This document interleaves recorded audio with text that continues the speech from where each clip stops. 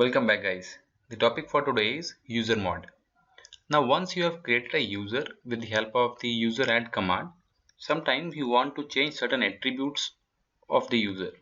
For example, you might want to change the home directory, you might want to set an account expiry date or make an account inactive, change the UID, shift contents from the home directory, lock a user password, unlock a user password. There are n number of things that you can do using the user mod command.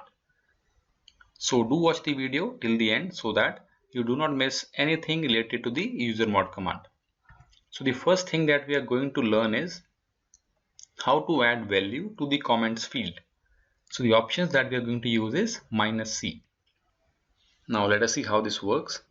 So if you open the etc password file, which contains all the details, etc/password, this file contains all the details regarding any user. You can see there is a user David in the end, and this fifth column after the GID, that is vacant. Okay, because there is no comment that I have added once I created the user using the user add command. So what I can do now as an admin, user mod David -c, and here I can pass a comment. For example, let us suppose I want to write the full name, so that is Smith. Okay, so David Smith.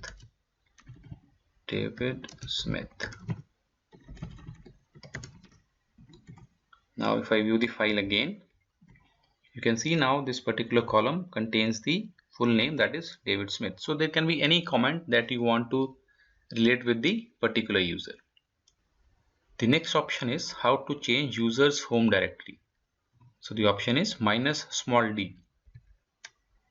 Now to understand this, now let us first switch to the user David. Once I log in as David, what is the home directory?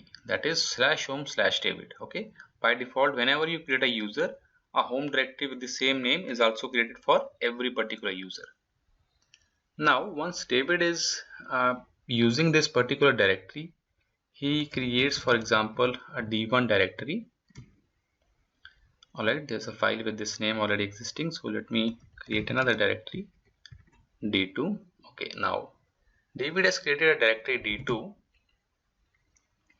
and he does most of his work in this directory. So David changes his directory to d2 and he does most of his work, creates a number of files or subdirectories here only. Okay, now what he wants is that whenever he signs in, he by default should land up into the d2 directory and not in the /home/David directory. In other words, he wants that his home directory should be changed from /home/David to /home/David/d2. So what he can do is, in one of the scenarios, he can just ask the admin to change the home directory. So let us log in with the admin again. Who am I? So I'm the root now. Now if we check in the etc password file also, you can see that the home directory is /home/David. Okay, so as an admin, what you can do, user mod David -t and then specify the new home directory, which is what, /home/David/d2. okay, once you check the etc password file, it is updated. Also, if I log in now as David, check the home directory, you can see now by default David has landed up into /home/David/d2, and this is where he was doing most of his work. The third option is how to change the expiry date of an account. So the option required is -e. Now before we change the expiry date, let us first check what is the expiry date of an existing account. So for that you need to use the command chagege -l and then write the name of the user. So once you use this, look at this entry, account expires, and the entry says never. This means that this account will never expire, and now you want to set up an expiry date. For example, let us suppose December 31st 2020. So you write user mod, name of the user, -e, and then the date. The format for date is fixed. It has to be year, then the month, and then the date.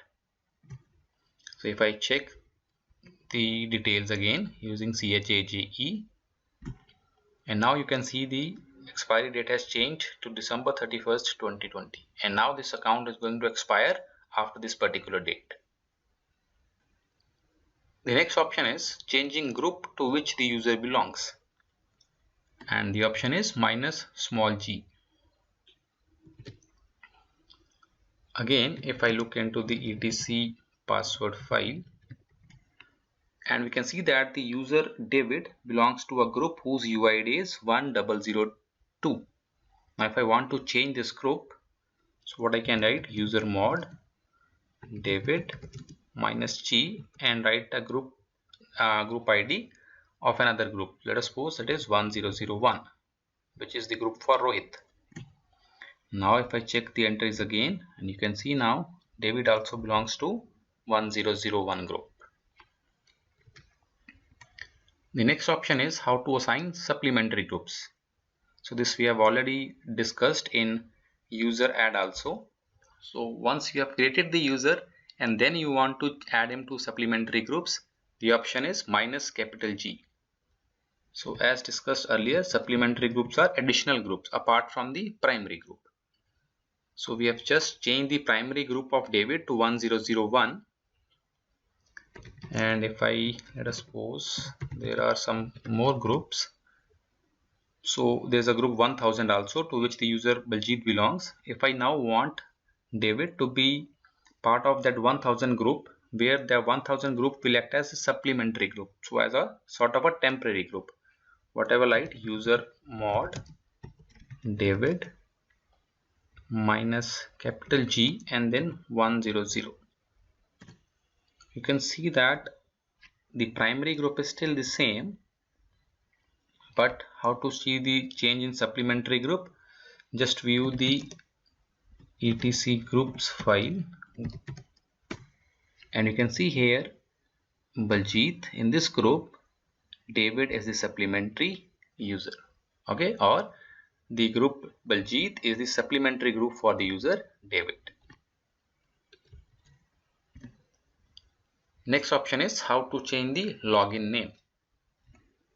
The option is -L.